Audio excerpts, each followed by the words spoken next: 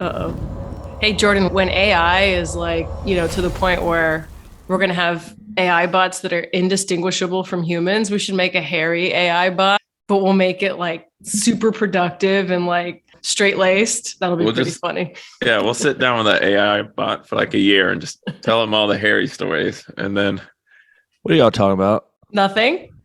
Sorry, I'm late. I knew the time. I was ready. And then I thought, I need to take a shower today. It's been a few days. Oh my God. And then I got in the shower and it's like, God, this feels so good. And then I totally forgot about the podcast, doing the biscuit. Don't look at me like that. Don't. You've been late to things too. Let's not even go there. Well, we know that you like to keep important people waiting, so yeah. it's cool. So it We'll didn't take it as a matter. compliment. Yeah. Looks good. So, Jen, what are we here to talk about today? Speaking of tweaks to the pod, we need like some sort of like 80s Wednesday warehouse, like Yes, early morning show. No, Warehouse. trust me, I'm already on it. I got on Fiverr, which is where you abuse people who are underemployed. Oh, good. Great. Really talented people, and they do projects for you for like $10. It's kind of sad and ridiculous, but it's if I don't give them the $10, somebody else is. So true. I'm kidding. It's like $40. It's still bad. Oh my gosh. Well, geez, Harry, breaking the bank. But I know. this is what I think we're going to cover today. Bud Light Gate, CPI, new drinks, ABI appeal, and Oro Beast Unleashed early reads. So, all right, I'll take ABI. Okay, take it from the top, Harry. Okay, I have nothing more to say about it. That's what I have to say. I think it's running its course. Google Trends is not a great arbiter, but it has been going on a downward trend. The term Bud Light, if you type it into Google Trends, it peaked last Thursday. It's been going down. Everything jumps on the weekend because everybody's bored, and then it's down by Sunday night. I think in 2 weeks, this will die out as being an issue. That's my bold prediction. I may be dead wrong, but I mean, unless I don't have anything else to add, it's just what it is, right? I have one tiny thing to add. That's refreshing to hear. Yeah. No, I agree. But I do think we will see it in the news cycle next week after last week's numbers come in, because that's when it's going to be at its worst. And I talked to a couple retailers about it, and none of them want to be on the record really for obvious reasons. But one said, and this is a large retailer, that combined Bud Light sales were down 10% the week ending 4/9, which is what we, had data for. But then the following week, Bud Light sales were down 20% the week ended 4/16. So I think you're going to see more of that, because the reality is, and cut this or not, but the reality is, the mainstream media really ran with this and drove that news through the hole and really made this like national. Megyn Kelly's still talking about it. You're exactly right. The real noise started the second week. I think so. Yes, we will report on that. That's going to be. It looks like it's just going to be a terrible print for AB. No, I think Disney is taking a little bit of the heat off AB right now, which I'm sure they're happy about. And I think also this second week is going to be the bottom. And then by the time the on-premise comes out, which is probably going to be even worse, I think the story will be way in the past. And you're starting to see AB come back out. They kind of took cover for a week or two, and now their PR people are reaching back out to us. Right. Creeping back out. Yeah. Is it, I think it's spring equity assessment time too, right? And some of those have gotten canceled. I could be completely talking out of my butt here, but I think this is when they do those. And no, you're right. He's been on an apology tour with their wholesalers, especially in certain regions, and the equity things have been canceled. I've heard pretty much widespread, because who wants to make noise and start poking at your distributors? Your sales are down double digits. Your distributors are getting harassed everywhere. Yeah. Well, let's move on to new drinks, because we've covered a few new drinks in the past week. Jay, you want to kick us off there? Yeah, let's see. We can start off with the new Red Stripe. Red Stripe is getting into Beyond Beer. Why not? Why not? Yeah. I mean, at this point. Seriously. Red Stripe was kind of a forgotten brand in their portfolio. It's not imported anymore. And so they're going to do a Red Stripe rum drink. It's going to hit the East Coast, select markets on the East Coast, 5.9%, 2 flavors. 4-packs. I don't know what that will really compete with. I don't know of too many rum-based RTDs out there. I'm sure Bacardi has a couple. Yeah. So, like Harry said, why not? Yeah. Another one, Slingers. Boston Beer is going to come out with a malt-based cocktail line. This is pretty much a direct competitor to Geloso's Club Tails. I mean, pretty Great name. Yeah, like Bahama Mama, Pineapple Punch, Peach Screwdriver. I know Club Tails has a Bahama Mama. So full flavor, F&B, 8%. Pirate Water coming after our boy Portnoy, Dave Portnoy. Yeah, I haven't seen that pop up anywhere. We should check in on that. Yeah, I haven't. But 24-ounce can, $2.49, $2.99. 24-ounce can is interesting. That's like the new 19.2 because obviously we've heard everybody tell us that people are trading down, right, in pack sizes, and obviously they want more bang for your buck, right? So hence the 24-ounce can. Yeah, it is funny that the 19.2 everybody's been crowing about, but really I see more people going to either a 16 back to a 16-ounce can, so you can do a twofer or a threefer, or doing a 24-ounce can. So. And it's all pricing. It's all to hit price points. Yep. The 19.2 is in an awkward spot for price pointing, I think. It makes sense for craft, I think, because it's just a little extra than 16-ounce, but you don't want a 24-ounce of Voodoo Ranger. Not to hate on Voodoo Ranger, but it's a lot of strong beer. Yeah, that would be ridiculous. That's true, Jordan. That's a good point. I mean, a pint is a pint. Nobody wants to just drink a pint. You want to drink a pint and a half. Yeah. Right? For breakfast. 8.5 beer. But those are 8%, right, Jay? Yeah, those are 8%, and they're hitting 3 markets. 2 of them clearly make sense: Cleveland, Pittsburgh. But then the other is select areas of New Hampshire, which I'm wondering why they're testing there. Yeah, that's got to be, I don't know, a distributor thing or something. But I'm talking with them like in 10 minutes, so I'm definitely going to ask that. But yeah, that's very odd. And then, of course, I'd love to know what happened to Loma Vita, which is their other regional test and learn in Texas here. I haven't really seen it. So, never saw it. Or Loma Vista. I keep confusing it with the spa at La Cantera. It's Loma Vista, not Vista. Loma de Vida. Are you living that Loma life out there? Oh, yeah. Oh, yeah. When I'm not Loman, I ain't living. Well, look, go ahead. There was one more drink that came in yesterday. Peace Heart Tea. Molson Coors and Coke back at it again. And can't stop those two. They're just crazy. I know. And guess who's back? So I do wonder... Molson Coors does lean on Coke a lot for innovation. Okay. All right, Jay. Well, that one is also 24 ounces, right? Yeah, that one's 24 ounces. I do think people are coming at Twisted Tea in a better route now. I think a lot of people saw low-hanging fruit coming at Twisted Tea with a better for you hard tea, and that just did not work. Right. And so now everyone's like, F it, full flavor.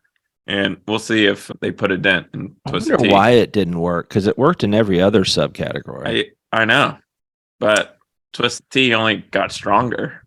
Yeah. More sugar. Yeah. We need more sugar. Yeah. What is it? 20 grams? Maybe more. Maybe it's way more. But yeah, they have like 86 share of hard tea dollars in food. It's crazy. And then I think Arnold Palmer is a distant 7. But yeah, that's the Peace Tea is just in the Southeast, right? But yeah, to your point, Jordan, about the Molson Coors Coke stuff. Listen, I love the Molson Coors guys, but I'm like, it's like shooting fish in a barrel, right? Like you see the Peace Tea, I'm like, who in marketing or whatever was like, all right, that's our next one. Yeah, slap some neon colors on it, make it 24 ounces and throw it in the Southeast. Like, you could do this stuff in your sleep. Come on. And then it's going to churn. And like Topo Chico brand fam is down double digits now. And then they're going to be on to the next thing. And then just, I don't know. Anyway. That's why I was so interested to ask John Herman from C4, like about the licensing with Mars.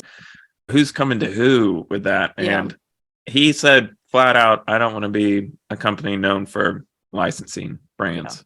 So I'm sure Molson Coors would say the same thing, but their innovation as of late has leaned pretty heavily on what Coke's coming out with. Yeah.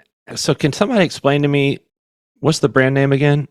Peace Heart Tea. It's an existing Coke brand. Peace Tea. But it's not a huge brand though, is it? I'm talking about the non-alc. No, I don't think so. So what equity is Coke bringing to this, other than that? I mean, Peace Tea. Yeah. I mean, they used to own Honest Tea and they shut it down. Yeah. And that to me has a bigger brand recognition, but I don't know. And a great name. And a great Honesty. Yeah. Honesty. There's a book out there about how that was made. Don't read it. I read it for you. Don't read it. It's animated. Anyway, that's a good point, Jordan. I don't know. This sounds to me like Coke wanted to do it, and Molson Coors is in a spot where if they don't do it with us, they're going to do it with someone else, mainly Constellation. So, yeah, we'll do it because I can't imagine Molson Coors saying we need if they need a tea, they should have just created one. Yeah, they could have took and not have split the profits with Coke. Yeah, could have took Pepsi's Lipton. Exactly. Right, which has just hit the market too. Here's my prediction. These drinks are going to have a hard time carving out meaningful share from Twisted Tea. Nobody's done it before. I don't know. But anyway, since I got 7 more minutes, let's move on to other new brands, early reads. So Modelo Oro, Beast Unleashed, 2 of the most anticipated brands for 2023. Last week, we reported per Circana, which I keep forgetting to call Circana since it was IRI. Excuse me. Through 4/2, I believe it is. Yes. After 10 weeks in market, in total U.S. milk and convenience, Beast Unleashed brand family is about $1.2 million sales for single week, ended 4/2. And that's at roughly 20 category weighted distribution, which, Harry, is a measure of distribution penetration among the category. Thank you for explaining. Via the old ACV, which I think is not necessarily category specific, but anyway. And then Modelo Oro is at the same amount of sales, $1.2 million, but at double the CWD. It's about 39 CWD. So you see, they're driving more sales or same sales through a smaller hole with the Beast Unleashed. Yes. And Modelo Oro. Glad you're saying it, not me. Yeah. It'd sound gross if I said it that way, but go ahead. They're doing Jen. more with less distribution with the Beast Unleashed. Right. Good reads, I would say, for both of those, but we'll keep looking at those as the weeks roll on. I need to touch base with Canarchy because I think they're making some moves. So more to come there. But speaking of Constellation, here's the last thing I have. File under Kaplan has bigger fish to fry. Talking about the ABI appeal that came through last week. So ABI asked for a trial redo. Obviously, the jury ruled in favor of Constellation back in March, finding the brewer's sugar-based Corona hard seltzer and Modelo Ranch water or beer per the sublicense. But now ABI says that the jury verdict was unreasonable and a motion for judgment as a matter of law / a new trial filed in the Southern District of New York last week. And it's interesting, and this is from our legal eagle, Bianca Bruno. ABI argues evidence at the trial in this case was entirely one-sided and no reasonable jury could have found in favor of STZ based upon trial evidence or lack thereof, which is funny to me because it kind of is like, no, we appealed. The jury was dumb. Yeah, I mean, we don't agree with the jury's decision. That's my question. Can you do that? Can you say, you know what? The jury, for all its purposes, was right. No, you can't. Can you just go say, you know what? The jury was just so dumb that we just want the judge to come in and can that happen? I'm not a lawyer. I think we're oversimplifying the argument there, but it does. They want a summary judgment after the trial is concluded. Yeah. Well, and this is what's interesting. So Kaplan already denied the request within 24 hours. Yeah, because he's too busy dealing with Trump and Sam Bankman-Fried. Yeah. Well, yeah. So it was funny because before I jumped on this call, I looked it up. And so Kaplan is presiding over the E. Jean Carroll Trump case, not to be confused with any of the other ones. But like Trump had tried to get a deferment, right? Make it a month later. And Kaplan was just as cranky with him. He was like, this media circus is your fault and all this. I don't care who you are. I'm Kaplan and I'm cranky. Cranky Kaplan. Okay. Gotta create a meme. I'll get Hunt on that. Cranky Kaplan. Cranky Kaplan. But Bianca, being lovely legal eagle that she is. So he denied that request. But so within 24 hours of filing the motion, but the order does not appear to address ABI's alternative request for a new trial. So I think that the motion for judgment as a matter of law was quickly dismissed, but I don't know that so was the request for a new trial. So there may be more to come. There may not. If Kaplan has to sit on it, I think we know our answer. No dice. Don't you know Kaplan? Don't you know his grandkids? He's like, I told you I was going to retire last year. I don't know what the hell I was thinking. Nope. I feel like we know Judge Kaplan, even though we've never met him. We know him pretty well by this point, and he doesn't put up with a lot of bullshit. He just wants to get that retirement bag and go home and spend time with his family, and I don't blame him. Yeah, for sure. So yeah, that's all I got. What else, guys? I'll cut that in post. Jordan, you got anything? No, that's it. Jordan, it was what? Go ahead. Oh, I forgot. Oh man. Yeah, I really appreciate the shout out for the parakeet, Harry. ABI is going to be like, what the fuck? Was he a juror? Yeah. You really laid it on thick. It wasn't that bad when you first put it in. Right. And then and then Jordan thinks it's so real that he feeds it. I want to do a callback because we talked about it on the podcast. So I wanted people who read it, who have seen the podcast, to be like included on the joke and have a little extra value. 100%ers. It's called a callback, Jordan. I don't know if you're not really in broadcast media as much as I am, but that's what it's called. And, I also pulled something from you, just egregiously stole it from you, and have used it now twice very publicly. And that is, you said on one of the first Wednesday Warehouse, you said, I'll raise my hand. I didn't know Constellation had a brewery in the United States. And I thought that was so funny that I used it on Fox News yesterday with it. I'll raise my hand.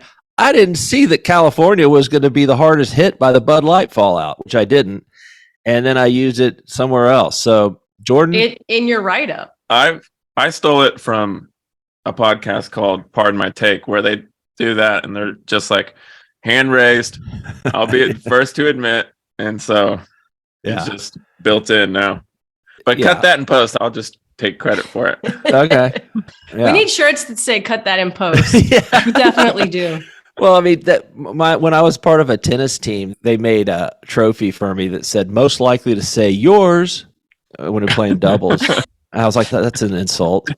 But yeah, I think cut it in post is the best. Good. That, and we're experiencing technical difficulties. And when Bill opens the damn garage door. I never even noticed that. Oh my God. But every time I'm like, dude, I've got a pot at this time. 30 to 45 minutes. Got it. And then inevitably, garage door. I mean, it kind of makes you think like it's on purpose, Jen. Totally. And maybe there's a little passive aggressive behavior going on here. Completely. He's getting me back for, I don't know, giving my body to host our children. God damn, Jen, you just went full jugular. I mean, that's the problem. You moms have the ultimate trump card. Like, I carried your fucking baby. They destroyed my bladder control, by the way. They did. I would give anything to get that control and back. You forget, I hope that's not TMI. I've known you for 10 years. You had bladder control problems way back before children. That's not true. Anyway, all right, guys. On that note, I got to jump. Good one. All right. We'll talk to y'all later then.